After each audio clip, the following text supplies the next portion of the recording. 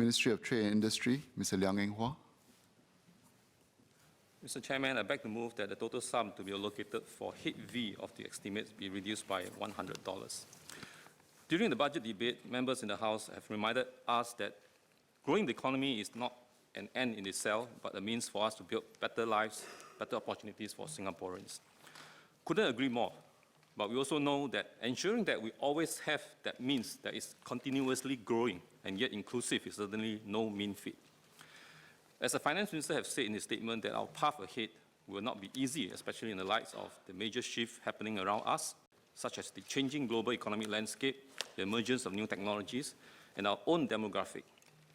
In a way, we saw it coming, which is why since the start of this decade, we embarked on the road to restructure and transform our economy.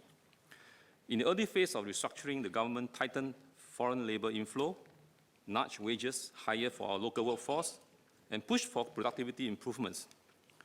It has inevitably caused pain to some businesses, although there were also various assistance schemes introduced, such as the PIC, support for skill upgrading to help mitigate the impact and to improve productivity. If the 2017 SME Development Survey is any indication, we may have passed the most painful phase of economic restructuring. In the survey finding, which was released in November last year, the proportion of SME experiencing difficulties with manpower costs fell from its peak of 85% to pre-2012 level of below 72%. 2012 is the year when the foreign labour tightening were introduced. Indeed, many businesses bite the bullet, make the difficult adjustments, and change their business model in response to the tightened labour market environment. The outcomes are encouraging, wages have risen, and we have also seen credible improvements in the overall productivity. Notwithstanding, there will be companies who are still struggling and adjusting, some of which are cyclical in nature. I'm glad that this year's budget continues to extend help to businesses facing near-term challenges with the continuation of assistance like the wage credit scheme, the corporate income tax rebate, and the deferment of the increase in foreign workers' levy rates for two sectors. Workers, too, went through the difficult transitions as companies restructure. The continual need to upgrade and convert to new skills have become part and parcel of working life. Last year, the Professional Conversion Program helped more than 3,700 mid-career individuals take up new jobs. We need to do more to help workers facing career transitions, and this budget also strengthens support for workers under the Adapt and Growth Initiative. Mr. Chairman, the next phase of economic transformation efforts now zero in on fostering pervasive innovation, building deeper capabilities, and forging strong partnerships, riding on the already launched ITM platforms. Innovation is the way to go for businesses to stay competitive in the future.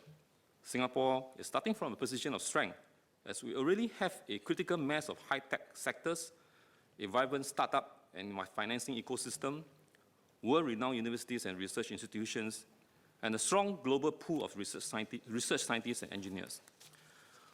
To foster pervasive innovation, especially for the SMEs, the budget enhanced various schemes supporting companies to innovate across the entire value chain.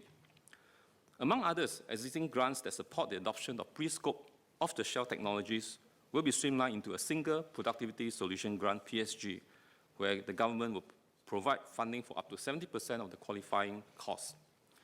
I look forward to hearing more details about the PSG from the Minister later, and how would this streamlining improve support for the businesses seeking new solutions.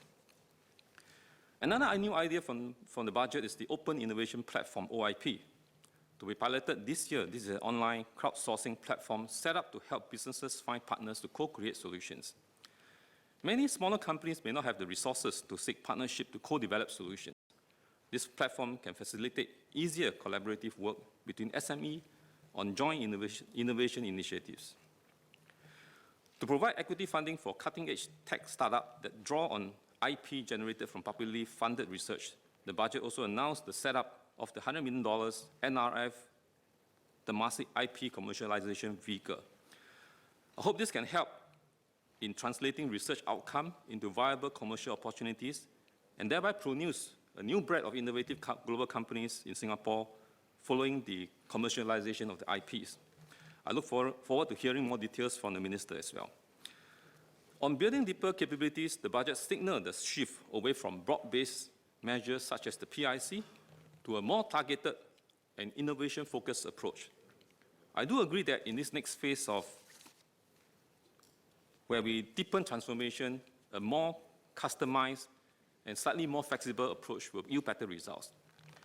With the impending merger of Spring and IE Singapore into Enterprise Singapore, it makes logical sense to streamline the Capability Development Grant CDG and the Global Company Partnership GCP into a new workhorse known as the Enterprise Development Grant EDG. Can the Minister share how the new integrated EDG can better support companies to deepen capabilities? Digital capabilities will be the new competitive advantage for businesses. The adoption of digital technologies can transform business processes, improve productivity, and help SME export products and services more easily.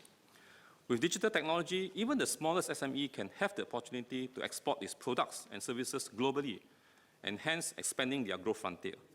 There are good examples in the digital space in the region, good opportunities in the digital space in the region. For example, besides China, ASEAN can also be a strong potential growth market in e-commerce for companies to explore. There are really various supports for SMEs to adopt digital technologies.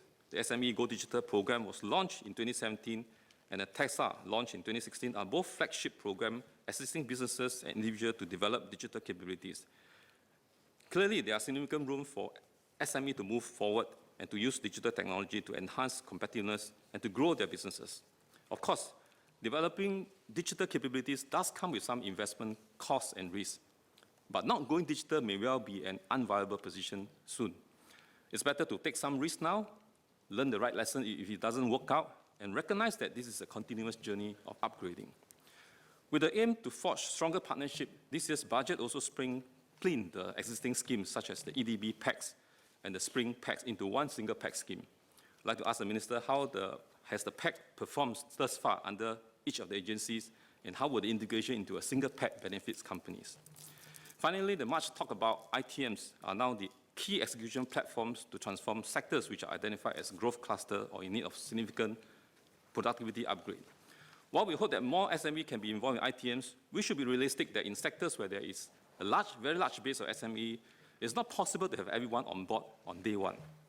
Here, the companies can also be proactive to come forward, and the TAC playing the key role of raising awareness and facilitating deeper involvement on ITM.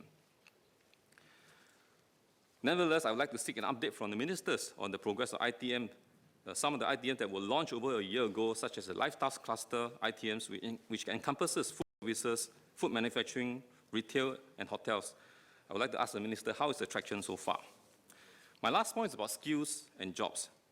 As the business landscape changes, we need to ensure that skills of our workers remain relevant, and our skills training can respond quickly to emerging skills and tech disruptions. Can I ask how the government is working with the industry and employers to ensure that training remains relevant?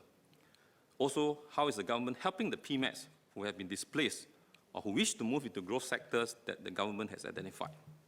Finally, how are we helping our people to acquire deeper knowledge of the regional markets, even as we seek opportunities in the region?